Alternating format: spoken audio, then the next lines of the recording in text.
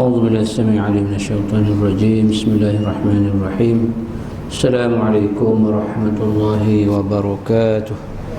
الحمد لله رب العالمين وبه نستعين نحمده ونستعينه ونستغفره ونعوذ بالله من شرور أنفسنا ومن سيئات أعمالنا.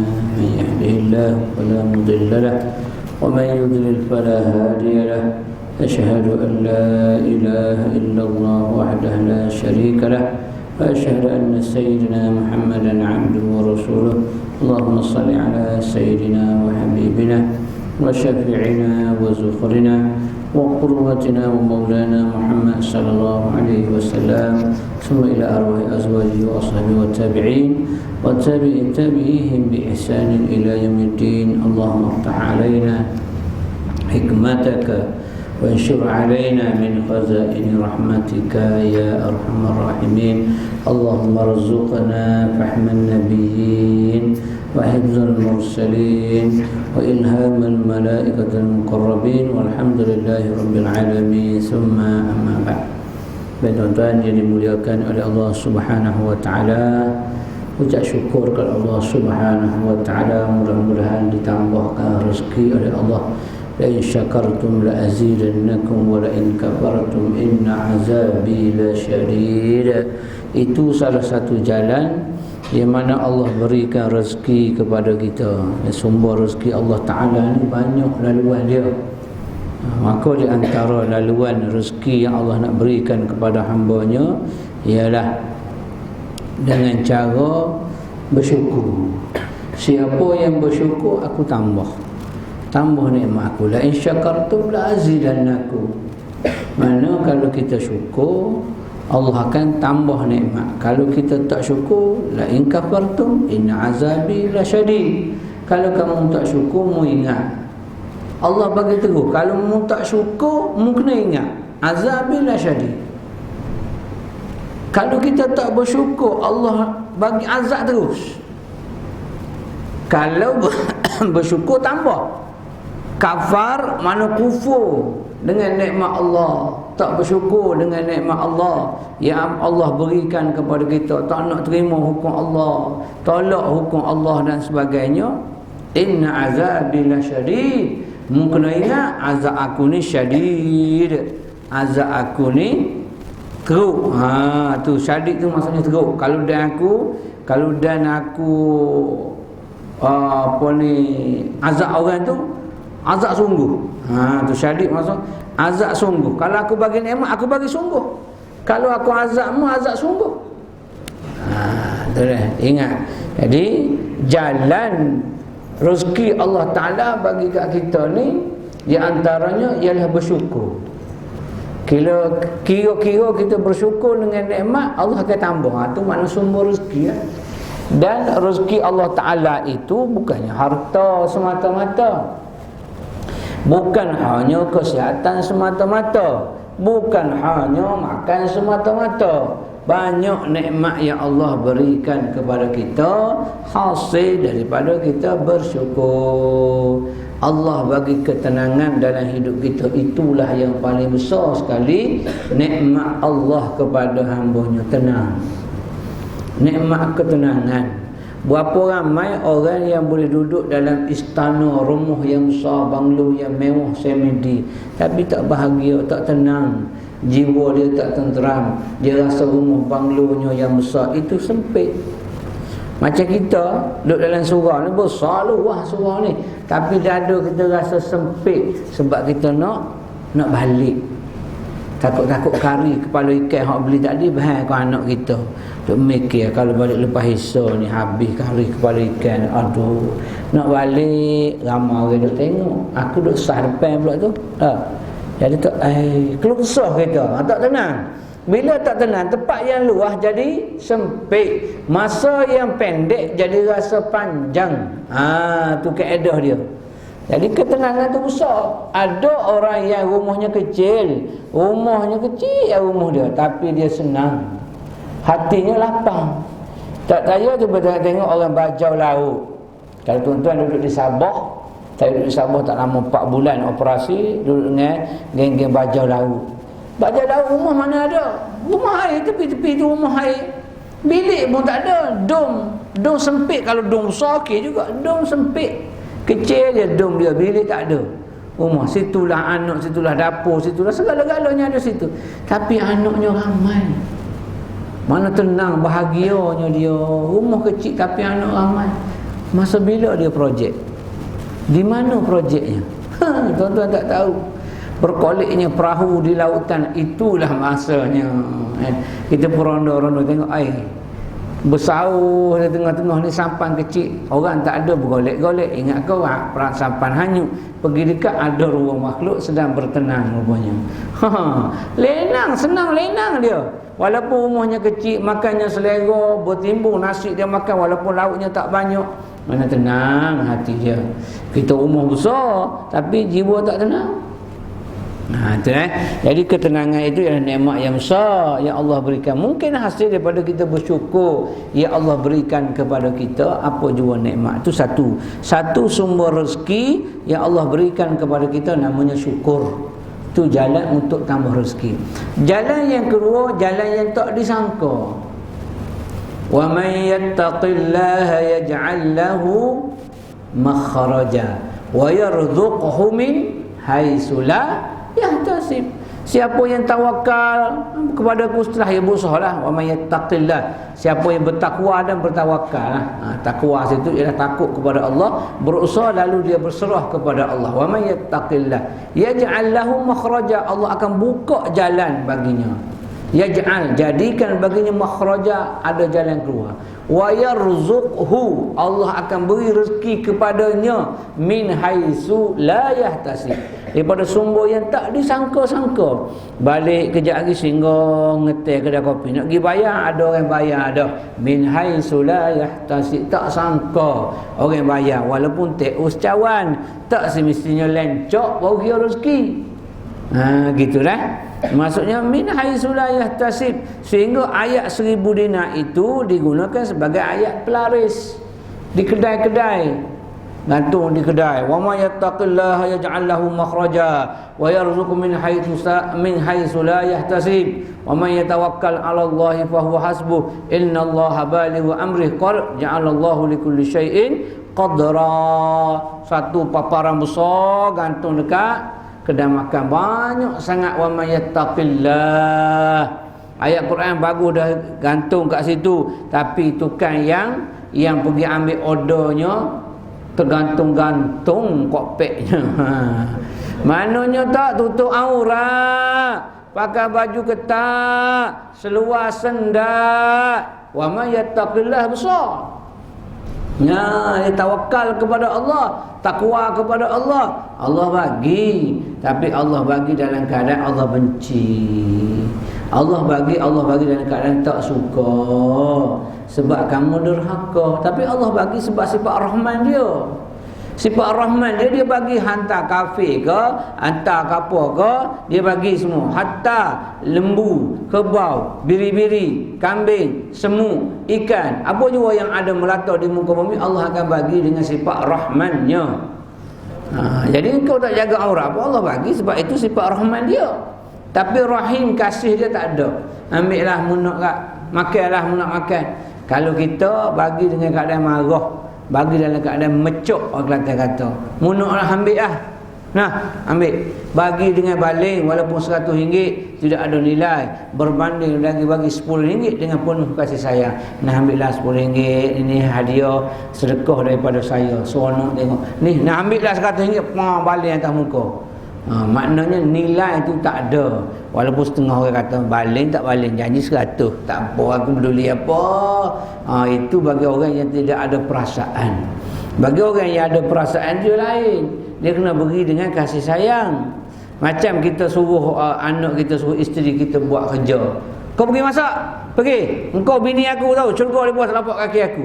Dia pergi buat, tapi pergi buat dengan hati hibah. Tapi kalau kita suruh dengan kasih sayang, sedaknya kalau awak goreng apa nasi goreng pataya kan, awak biasa buat. Lain tu bahasa, bendanya sama, semangkuk nasi juga dengan arahan seperti apa bala tentera perang, dengan pujukan, dengan motivasi, dengan psikologi. sedaplah kau dapat makan nasi goreng Pattaya. Jom buat. Kita duduk kat dapur je, tak payah buat apa, suruh dia buat, dia akan pergi. Tapi kalau kita paksa dia, kau pergi buat nasi goreng Pattaya, engkau lama dah tak masak. Bedak betul lah kau ni, malah. Memang keturunan kau malah. Dia buat tak? Dia buat, tapi hatinya terluka. Dia buat. Anak kita pun sama. Abang pergi buat tu, pemalah mengikut mak kau. Mak kau lah kena Kita tak pernah kena. Hak buruk-buruk bedah kau bini hak molek-molek kita. Ikut macam abah ni. Ikut macam abah. Apa selalu depan TV abah? Ngok juga abah pun. Lebih kurang ya. Tapi kita orang lelaki tak mengaku lah standard tu tak mengaku. Jadi arahan tadi, suruhan, pujukan, itu kaedah bahasa dia kaedah bahasanya benda sama. Semangkuk nasi juga sama dia buat, tapi iaitu menghiris hati, ia ni memujuk hati, kan beza. Jadi Allah Ta'ala bagi sebab ke hamba dia, Allah jadikan dan Allah tetapkan rezeki dia. Jadi Allah bagi. Jangan risau, Allah akan bagi itu. Tapi beri Allah Ta'ala itu bukan dengan rasa kasih sayangnya. Kerana kamu buat itu pun buat dalam keadaan kamu terpaksa. Kamu buat itu tidak dengan ada redha kepada Allah Subhanahu Wa Ta'ala. Buktinya kamu duduk aurat, tak ikut syariat Allah Subhanahu Wa Ta'ala. Jadi rezeki Allah bagi juga. Begitu. Jadi nak rezeki murah, di antaranya ialah yang tidak disangka-sangka rezeki itu datang tanpa diduga-duga ada. Kadang-kadang kita dah puluh-puluh tahun kita tak ingat dah orang berhutang dengan kita. Tiba-tiba suntuk musim Covid ni macam mana tahu, dia pun hello WhatsApp kat kita, bang ada kat mana, ada Putrajaya kat mana, kat Surah Husna, jumpa kejap, jumpa pupuk bagi 500 kat kita. Duit apa ni? Kau dah ingat tak dulu masa kita duduk kursus Jusa dulu, aku berhutang duit kau, masa tu isteri aku nak bersalin, kau ingat tak? Aku tak ingat dah. Ini aku berhutang dengan kau 500. Nah, ambil 500, ni ekstra lebih lagi 300, jadi 800. Boleh tak 300? Riba kau tidak? Tak riba Riba, Syah. Berhutang 500, bayar 800. Riba? Tak. Itu hadiah. Namanya qard hasan, al-qardul hasan, iaitu pinjaman yang elok. Kerana tidak ada akad perjanjian sebelum berhutang. Kalau ada akad perjanjian sebelum berhutang, contoh, kalau aku bagi kau 500, kau kena bayar 800. Yang tu adalah satu penindasan kapitalis yang menjadi haram, riba. Tetapi kalau dia ambil 1000, dia bayar 2000 sekalipun, ambil 1000 bayar 3000 sekalipun, maka tidak dikira riba, tidak dikira sebagai penindasan, kerana itu bukan dijanjikan. Tapi oleh kerana dia belajar kitab, dia tahu hukum hakam qard hasan yang diajar oleh Nabi SAW, lalu diberikan lebih. Nabi pernah meminjam dengan orang Yahudi, Nabi pinjam dengan orang Yahudi. Nabi ambil seekor anak kambing, ambil seekor anak kambing untuk adalah kenduri dan sebagainya.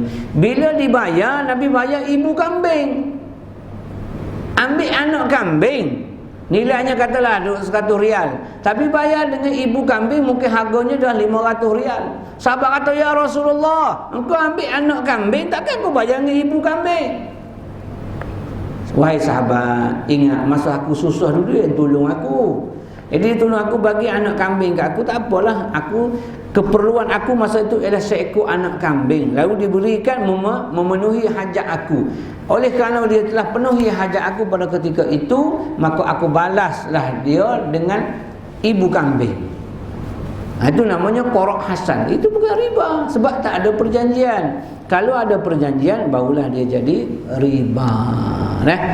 Jadi rezeki yang kedua yang Allah berikan kepada kita ialah min haitsu la yahtasib, tadi daripada sumber yang tidak disangka-sangka.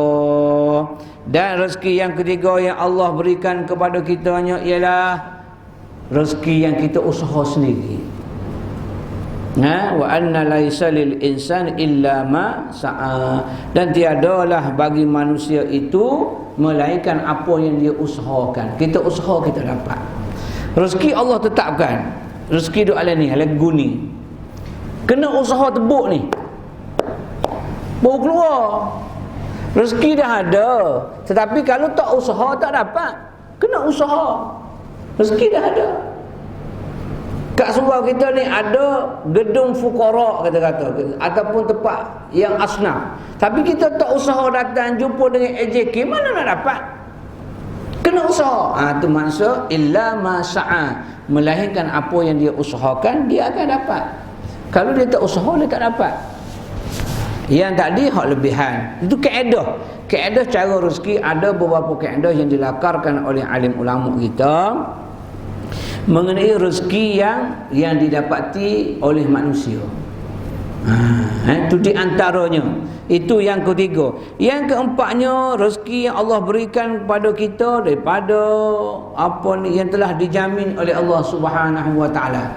Wa ma min dabbatin fil ardi illa 'ala Allahi rizquha. Tiadalah yang Allah tetapkan atas hamba-Nya di muka bumi. Wa ma min dabbatin, dabbah ni benda yang melata di muka bumi, illa 'ala Allahi rizquha, melainkan Allah yang beri rezeki. Iaitu orang kata ulat dalam batu boleh hidup. Sebab rezeki Allah tetapkan jadi. Rezeki dalam baku ni dah ada dah. Tinggal lagi usaha kena tebuk. Kalau tak tebuk, ini pandangan daripada Imam Malik. Imam Malik dia berbahas, bukan bahas balah dak dengan Imam Syafi'i. Imam Syafi'i kata kita kena usaha. Kita kena usaha baru kita dapat. Imam Malik kata kalau kita berserah, bertakwa, tawakal kepada Allah, kita akan dapat. Syaratnya kita kena yakin dengan Allah Subhanahu wa taala. Imam Syafi'i kata tak boleh, tak guru, kita kena usaha baru dapat. Tak, kita tawakal kepada Allah, kita akan dapat. Sebab kita yakin dengan Allah Subhanahu wa taala. Lalu Imam Syafi'i pun keluar daripada bilik guru dia, dia pun balik. Dalam perjalanan balik dia jumpa orang jual anggur. Lalu dibelinya anggur. Dia ingat Imam Malik ni suka makan anggur guru dia. Lalu dibelinya 2 kilo. Sekilo untuk dia, sekilo lagi untuk gurunya. Patah balik semula diserahkan sekilo kepada gurunya kerana gurunya suka makan anggur. Imam Malik kata apa? Kan kata tak. Tak usaha pun dapat. Kalau kita yakin dengan Allah, memang dapat. Bukti dia, kau tengok sekarang, aku tak pergi pun beli, tapi kau yang hantar kat aku. Itu aku berserah kepada Allah. Itu tawakal Imam Malik. Dia lain. Sebab tu dalam perbahasan imam-imam yang mujtahid, orang yang wali Allah ini, kita kena ambil kira dia sebagai satu pengajaran dan pedoman. Kita boleh berserah, tetapi kita ambil pandangan Imam Syafi'i, kita berusaha baru kita berusaha. Fa iza azamta fatawakkal 'ala Allah. Bila kamu berazam, yakni berusaha bersungguh-sungguh, barulah kamu serah kepada Allah Azza wa Jalla, baru kamu dapat. Tapi Imam Malik dia kata dah, aku ambil yang tawakal kepada Allah. Wa man yatawakkal 'ala Allah. Siapa yang bertawakal pada Allah, maka dia akan dapat apa yang dia hajat. Itu beza dia, Boleh, tak ada masalah, tapi kita ambil pandangan Imam Asy-Syafi'i. Jadi itu laluan dia, di antara laluan kita untuk dapat rezeki Allah Subhanahu wa taala. Dan yang kelimanya disebut oleh ulama kitanya ialah melalui istighfar. Faqul tustaghfiru rabbakum innahu kana ghaffara yursilu as-samaa'a 'alaikum midrara.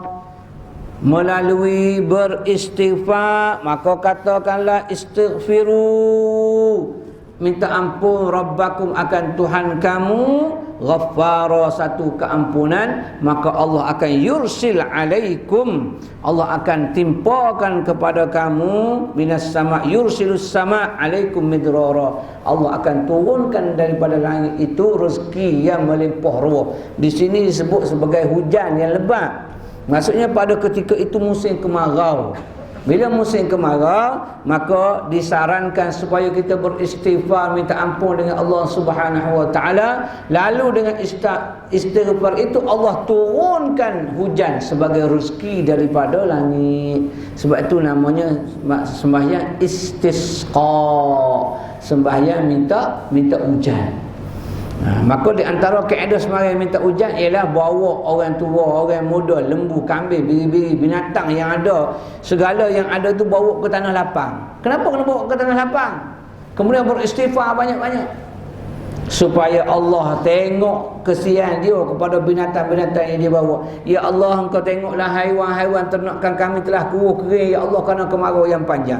Engkau tengoklah nenek-nenek tua, Kau tengoklah datuk-datuk yang telah berusia ini, Kau tengoklah anak-anak syurga ini dalam keadaan kering kontan, ya Allah. Kesihanlah kepada mereka walaupun tak kesihan kepada kami yang penuh dengan dosa, ya Allah. Tengok kepada makhluk-makhluk-Mu, ya Allah. Allah tahu, Allah tengok walaupun tersembunyi, tapi kita nyatakan lagi.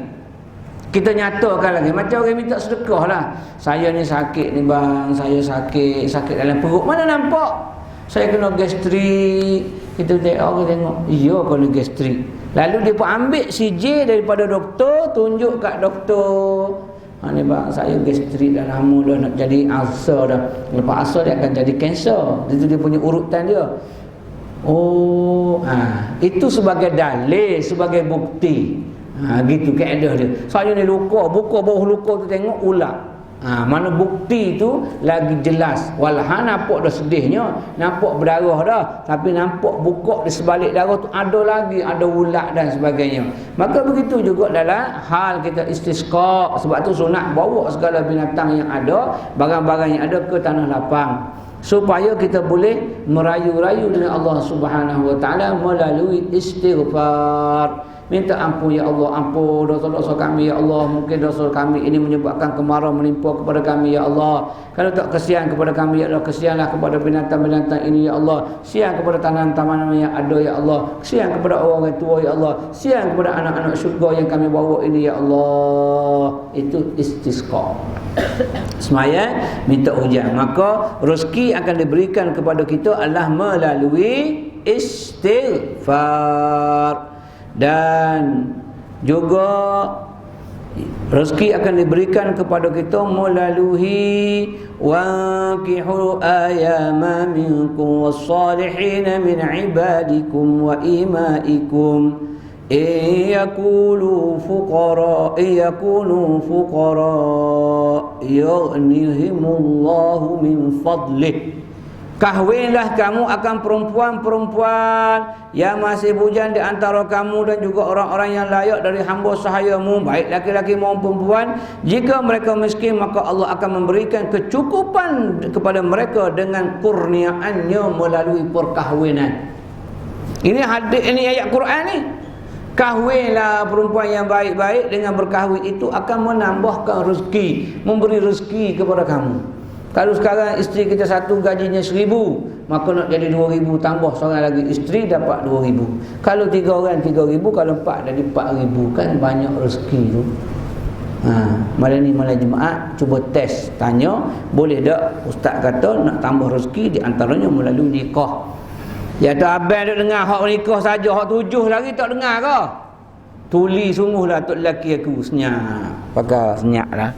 Jangan duk jawab banyak sangatlah, malam Jumaat ni duk pelus saja. Hak nombor ni sorok dulu, selindung sekejap. Lepas malam Jumaat baru cerita. Kaedah gitu, Hazri. Dan yang berikutnya, Allah akan bagi rezeki kepada kita melalui anak-anak. Wala taqtulu auladakum khasyatan min imlaq. Jangan kamu bunuh anak-anak perempuan kamu kerana takut akan kemiskinan, kefakiran dan sebagainya. Maknanya di situ Allah akan berikan rezeki. Nahnu narzuquhum wa iyyakum. Aku yang akan beri, kami akan beri, kata Allah Taala, rezeki kepada kamu dan anak-anakmu. Maksudnya rezeki kita akan datang melalui anak. Melalui anak kita. Sebab tu Nabi, inni mubahim bikum bikasratil umam. Aku rasa bangga kalau umatku ini jenis beranak pinak, jenis anak yang ramai, keturunan yang ramai-ramai anak dia. Aku suka sangat, kata Nabi SAW. Sebab itu Nabi suruh nikah dengan al-walud al-wadud. Apa aja ni? Al-walud al-wadud, orang yang banyak anak dan banyak kasih sayang. Walud, beranak semua. Wadud, suka Orang Kelantan panggil dene. Orang Kelupu panggil apa? Dene. Manja. Duduk atas ribu semua apa jamaah. Mari kita anak Allah duk mai janggu, mai korek telinga kita duk geli-geli semua tu manja. Al-wadu al-walu. Walu dia ni beranak. Bila dia manja kah? Dah. Bila manja kah? Tak ada apa-apa qalu ah. Bila qalu dapat anak. Tu Nabi kata aku suka sangat kahwinlah dengan mana-mana perempuan al-walud al-wadud yang banyak anak dan banyak kasih sayang. Banyak kasih sayang di situ ada dua makna. Satu, orang yang suka bermanja-manja walaupun dia janda dan sebagainya. Ada satu lagi dia mengatakan menafsirkan wadud itu perempuan dara. Anak dara, kerana anak dara ini dia tidak menumpuhkan kasihnya kepada sesiapa pun sebelum. Berbanding dengan J. J ni dia dah pernah ada suami dia. Sebab tu kalau J berpisah masa hidup lain, dengan J yang kematian suami dia lain. Orang akan tanya, ni J apa ni? Laki mati. Orang akan cepat nak ambil. Tapi J apa? J laki tinggal. Orang akan tanya, kenapa? Laki dia buat perangai ke? Bini ke dia buat perangai? Orang akan tanya yang tu. Sebab J tu dia ada banyak kategori dia. Jadi dengan berkahwin tadi akan tambah lagi rezeki kamu dan sebagainya. Janganlah bunuh hak kahwin satu, jangan bunuh anak kerana takut akan kemiskinan. Dan akhir sekalinya ialah rezeki kamu akan ditambah, akan diberikan oleh Allah Subhanahu wa taala dengan gantian daripada sedekah kamu. Ma zallazi yuqridullaha qardan hasana fayudha'ifahu lahu ad'afan katsirah. Sesiapa yang mahu memberi pinjaman, siapakah yang mahu memberi pinjaman kepada Allah, pinjaman yang baik iaitu infak dan sedekah, maka Allah akan melipat gandakan pembayaran kepadanya dengan lipatan yang sebanyak-banyaknya. Kita bagi topak balik, bagi topak, tak percaya try akan dapat tuan-tuan. Bagi sembahyang subuh masukkan RM1, tuan-tuan akan pergi pejabat, ada orang akan belanja makan RM2. Akan ada. Tak percaya cuba. Tapi oleh kerana kita tak yakin masuk RM1, kita kata Allah ruginya dah. Lepas tu kita pun pergi pejabat, kita yang belanja orang. Macam mana? Belanja orang tu pun ad'afan tu melipat gandakan lagi rezeki kamu. Rezeki mana? Di akhirat. Gitu. Tu kaedah dia. 8 cara ini di antara rezeki yang Allah telah tetapkan kepada manusia. Di antaranya inilah yang disebut malam ni ada 8 tu, iaitu saluran ataupun aliran rezeki yang telah Allah tetapkan kepada kita sebagai hamba-hamba. So kita janganlah rasa putus asa, kita akan rasa kesah dan sebagainya. Jangan rasa dengki dengan orang, rasa nak marah ke orang. Sebab kalau kita rasa prasangka, rasa hasad ke orang, dengki dan sebagainya, sebenarnya kita hidup dengan stres, kita hidup dalam tekanan. Kita tengok orang senang, kita rasa nak marah, kita tertekan. Kita tengok orang naik pangkat, kita tak naik pangkat, kita nak kejar pangkat dia juga, kita akan penat. Kita akan penat. Tengok orang berlari jauh ke depan, naik bukit Taman Sarjana Hijau, dia duduk dalam puncak yang kedua dah. Kita duduk bawah lagi tengok. Kita nak kejar dia, memang mengah kita. Penat sebab kita nak kejar dia. Tak payah kejar. Aku akan berjalan sampai ke puncak. Kita tak akan penat. Kita akan sampai ke puncak mungkin lambat. Maksudnya mungkin rezeki kita tak sampai lagi. Mungkin kita belum jusa, mungkin kita belum 52, mungkin belum 54, mungkin belum 48. Tapi akan sampai. Kalau tak sampai pun sekurang-kurangnya aku ada rezeki. Barulah kita tak tertekan. Tengok orang pakai kereta besar, motor cantik, sedap, kita pun rasa stres ni, mesti rasa rasuah ni rasanya. Memang rasuah dah. APMM pula tu penguat kuasa ni. Dia dah tu jual mana-mana aset dia kot, jual apa kapal laut yang terbakar ke apa ni. Ya dah ni takkan boleh pakar tu. Alpak, ustaz pakai alpak masih sedih lagi. Rasuah dah ustaz dah tu. Dia stres. Sebab dia nak kejar dia tak dapat, dia tertekan. Orang dengki ke orang hasad ke orang halabung orang, semua yang orang ada kita tak ada, kita nak dapat macam dia, stres. Confirm stres. Nak tak stres, dia dapat rezeki alhamdulillah syukur. Tahniah lah aku naik pangkat adalah rezeki ya, alhamdulillah, mudah-mudahan kau bimbinglah aku sebagainya. Aku jadi contoh kepada aku, ataupun jadi ketua aku yang baik dan sebagainya. Kalau kita baik dengan dia ada kereta, kita boleh tumpang kereta dia, walaupun kita tak ada welfare, kita boleh naik welfare dia sebab kita baik dengan dia. Kalau kita baik dengan dia, mungkin nasi ayam kau, nasi kambing yang kita makan tengah hari jumpa dengan dia sebab dia pakak ada usaha, dia belanja kita. Tapi kalau kita dengan dia musuh, dia tengok kita naik pangkat bukannya nak bertaniah apa, duk jelin-jelin, lepas tu duk eceh cerita kat orang, dia ni rasuah lah, dia ni bagai-bagai, bodek bos lah, kipas ekong bos. Air teh cawan, air kosong pun dia tak bayar. Nampak? Tapi kalau kita baik, taniah apa? Alhamdulillah, mudah lagi dia naik jusab jusab B. Alhamdulillah, mudah-mudahan bekerja dengan baik dan sebagainya. Dengan baik dengan dia, tak ada masalah apa. Makan mungkin dia tanggung, jumpa mana-mana mungkin dia belanja, banyak benda lah. Dan kita, yang penting sekali kita tenang, tak stres. Kalau tidak, kita akan rasa tertekan dan kita akan rasa stres. Itu je. Sebab deki dengan orang ni, kita nak apa yang dia ada. Kita tak dapat, penat, nak kejar orang di puncak macam mendaki naik ke langit. Itu jalan-jalan supaya kita sentiasa syukur dengan nikmat Allah, kita redha dengan pemberian Allah Subhanahu wa taala. Walaupun payah, itulah jalan-jalan ke syurga Allah Subhanahu wa taala. Huffatul jannah bil makarih wa huffatun nar bis syahawati.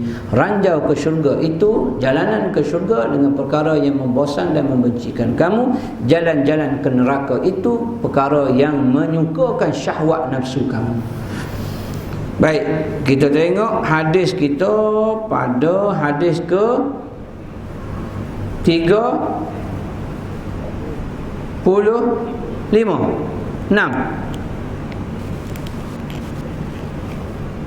ke 7. Hadis ke berapa? 36. An Abi Sa'id Al-Khudri an Nabi sallallahu alaihi wasallam at-tajiru as-suluqul amin ma'an nabiy was-siddiqin wasyuhada. Yang dua. Yang 35 baca dah Salah satu la turaddu da'watahu Yang tu kita dah sebut 3 golongan yang tidak tertolak akan doa-doa mereka. Yang ni pulaknya ialah jujur dalam melakukan perniagaan. At-tajirus saduq al-amin ma'an nabiyyin was-siddiqin wasyuhada. Ada berapa patah tu? 1, 2, 3, 4, 5, 6, 7. Boleh hafal? Yang tadi 2 patah yang ingat tak? 2 patah ingat tadi? Al-walud al-wadud. Anak banyak dene. Anak banyak dene. Cuba sebut dengar. Anak banyak dene. Manja. Wadud ni kasih sayang dia lebih Yang ni ada 7, yang tadi ada 2, ni ada 7. Iaitu at-tajirus saduq al-amin. At-tajirus saduq al-amin ma'an nabiyyin was-siddiqin wasyuhada. Situ 3, depan 3. Tengah tu maaf. Hadis rawahu Tirmizi. Apa maksud dia? Daripada Abu Sa'id Al-Khudri radhiyallahu anhu, daripada Rasulullah sallallahu alaihi wasallam bersabda, ia perniaga yang jujur dan amanah itu akan dihimpunkan bersama dengan nabi-nabi dan para siddiqin dan pada para syuhada pada hari kiamat nanti. Sebaris orang yang berniaga yang benar ataupun jujur lagi amanah. Ini sifat yang ditunjukkan oleh Rasul sallallahu alaihi wasallam sehingga ia dipinang oleh siapa? Siapa yang tukang pinang Nabi? Siapa yang pinang Nabi? Pembantu kepada Khadijah. Siapa nama? Mai sini jap. Maisarah. Laki ke perempuan? Laki kan? laki. Dia dipinang oleh pembantu kepada Khadijah. Bukan Khadijah pergi, ya Rasulullah, ya Muhammad, aku suka kat kau tu. Ada orang tengah.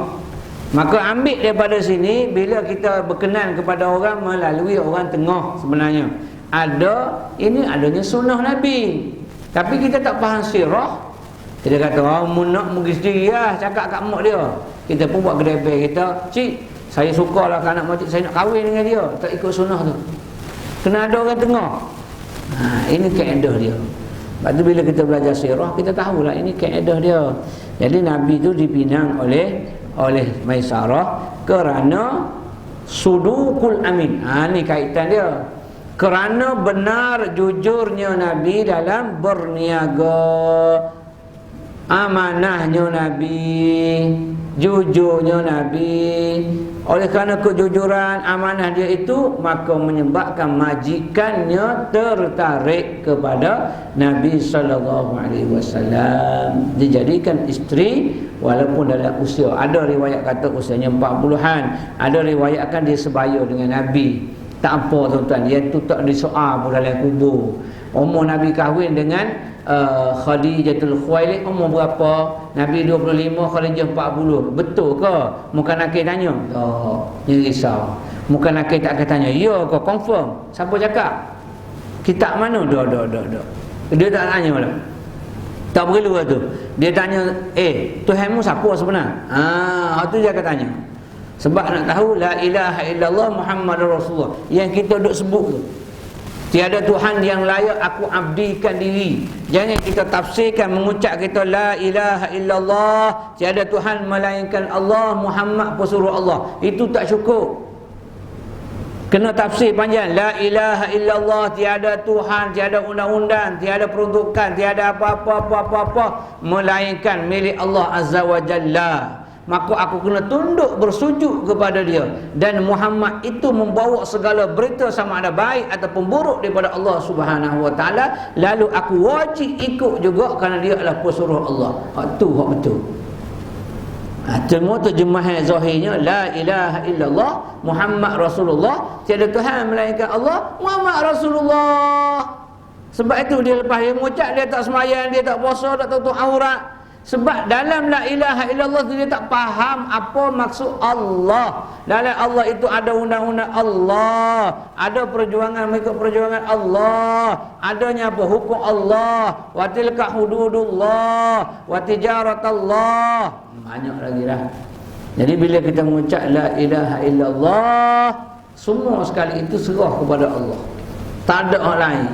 Kita hanyalah sebagai pelakon-pelakon sahaja yang hidup di muka bumi sementara dimatikan watak oleh Allah Subhanahu wa taala. Itu sahaja. Lepas tu kita tengok pelakon-pelakon kita lah. Pelakon kita masa muda Allah hebat pelakon hebat. Bila tua orang panggil juga tapi jadi nenek dengan hantu. Tapi pelakon juga. Sial. Betul. Pelakon-pelakon tua lah. Dah lah hantu. Dia pun buat rambut rebal. Merebal rambut uban, spray putih dan sebagainya. Muka tua. Dia memang tua dah. Buat lagi tua rambut hantu. La ilaha illallah. Dah lah tua umur 50-an, 60-an jadikan hantu bodoh, dedah aurat. Satu dunia tengok dia. Memang dia berlakon hebat. Pelakon namanya pelakon. Tapi masa muda dia memang dia hebat pelakonnya. Orang yang letak pada watak utama sebagai heroin. Tapi bila dah tua, ambil juga pelakon, ambil hati. Tapi bukan heroin, hantuin. Dia panggil hantuin, dia panggil. Nak juga berlakon dia sebab memang jiwa seni dia berlakon. Insaflah kembali semula kepada jalan Allah. Itu maksudnya ketundukan kepada la ilaha illallah. Ini yang akan disoal. Masalah umur Nabi kahwin dengan Khadijah, dengan Aisyah. Aisyah kata umur 6 tahun, duduk sekali 9 tahun, dia kata 16 tahun, dia kata 19 tahun. Berbalah kita ulama. Bala. Dia kata sebenarnya umur 16, bukan umur 6 tahun. Apa ni, sirah, ahli sirah dulu tergugur huruf 1. Tergugur nombor 1 dia tu jadi 6 tahun. Tergugur nombor 1 pada 9 tahun. Patutnya 19. Ikut kajiannya begitulah. Mari ulama-ulama kemudian tak payah risaulah tuan-tuan. 6 umur 6 tahun dia berkahwin dengan Aisyah pun betul, umur 19 tahun pun betul. Sebab ikut kajian masing-masing. Itu tak usah risau. Dia tidak akan disemak dalam kubur. Budak, bila ni Nabi kahwin dengan Aisyah? Umur berapa? 6 tahun ke 16 tahun? A, B. Dia tak akan tanya. Soalan remeh. Dia akan tanya, ma rabbuka wa man nabiyuka wa ma qiblatuka wa ma imamuka wa man ikhwanuka. Yang tu dia akan tanya. Sebab semua tu terkandung dalam la ilaha illallah Muhammadur Rasulullah. Tak keluar tuan-tuan. Ma rabbuka, Tuhan, wa man nabiyuka, berada pada la ilaha illallah, wa ma qiblatuka, ada dalam la ilaha illallah, wa man ikhwanuka, saudara kamu ada dalam la ilaha illallah.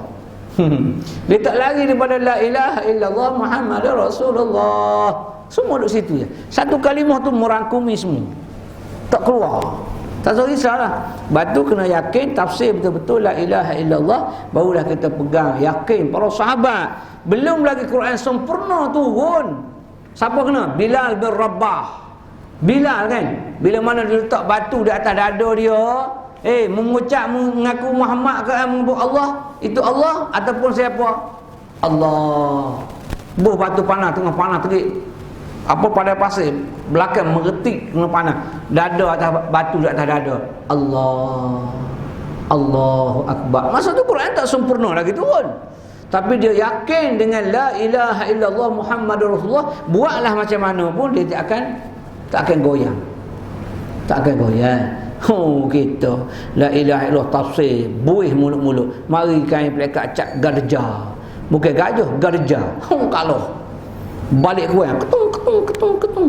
Bini dapat 3 serangkai kain batik, bukan penyakit, kain batik 3 serangkai. Ayu doa ibu, selesai masalah. Habis, hilang Islam, la ilaha illallah Muhammadur Rasulullah. Tak ada. Sebab apa? Dikaburi oleh duniawi. Sebab kamu tak yakin dengan la ilaha illallah Muhammadur Rasulullah. Jadi at-tajir, orang yang berniaga ataupun perniaga yang benar dengan Allah, yang amin, amanah dengan Allah, dia akan dikumpulkan nanti di mahsyar bersama dengan para nabi, ma'an nabiyyin was-siddiqin, orang yang membenarkan agama Allah, wasyuhada, dan orang yang syahid fi sabilillah. Siapa dia? At-tajirus saduqul amin ma'a nabiyyin was-siddiqin wasyuhada. Ingat, cuba sebut sekali sebelum azan isyak. At-tajirus saduq al-amin ma'an nabiyyin was-siddiqin wasyuhada. Mudah ajar orang tua-tua orang dewasa ni, orang sedap Sekali lagi nak dengar, sebut sendiri. Tak ingat dah. Macam lagu nyanyi tak, nyanyi tangi ramai-ramai, sedap lagu dah. Suruh seorang pecah hati suara. Masa ramai-ramai sedap. Baca pun belakang Ingatlah sikit iaitu at-tajirus saduqul amin. At-tajirus saduqul amin. Cuba sebut. At-saduqul amin. At-tajirus saduqul amin ma'an nabiyyin was-siddiqin wasyuhada. Ustaz orang hafal ni juga ni. Kalau dia nak ngapau tak apa.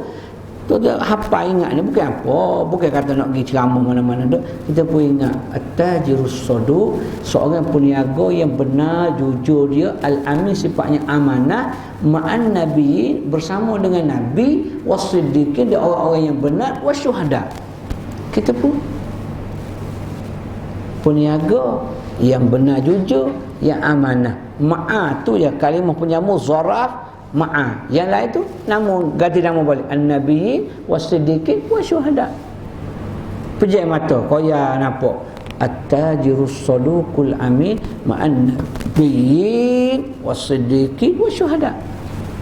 Dia ingat tu kan ada ngapa budak-budak dulu lah. Lepas tu kena ulang lah. Balik rumah kejap lagi, bagi tahu isteri. Dia tengok kat isteri, at-tajirus saduqul amin ma'an nabiyyin was-siddiqin wasyuhada. Bini kata, ha sudah. Mana malam Jumaat pening molek nampak tu. Tak apa biar. Esok jumpa pula dengan dia. Bagi tahu pula. Lama-lama kita akan dah sebati 40 kali sebut, dia akan ingat. Tu kaedah dia. Tuan-tuan yang boleh ingat ayat Quran, apa Fatihah, bukan tuan-tuan ngapa pun. Tu dah terbiasa. Tanya orang tua-tua yang baca Yasin, dia hafal Yasin tak? Tapi tiap-tiap malam Jumaat macam malam ni dia baca Yasin. Walaupun orang Wahabi marah, dia lah lantak dia lah nak marah dah. Baca Yasin nak marah, biarlah. Hasil daripada dia baca tiap-tiap malam Jumaat tu, dia pejam mata, dia boleh baca Yasin wal Quranil hakim minal muslimin ala siratal mustaqim. Tak ada nafas dia baca laju punya orang tua.